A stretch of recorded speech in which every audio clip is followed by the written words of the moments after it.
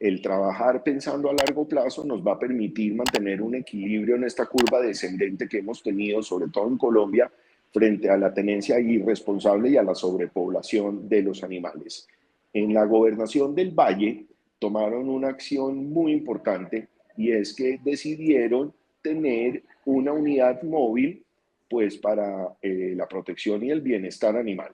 Nos acompaña la subdirectora de esta unidad en la gobernación del Valle y nos va a contar un poquito de qué se trata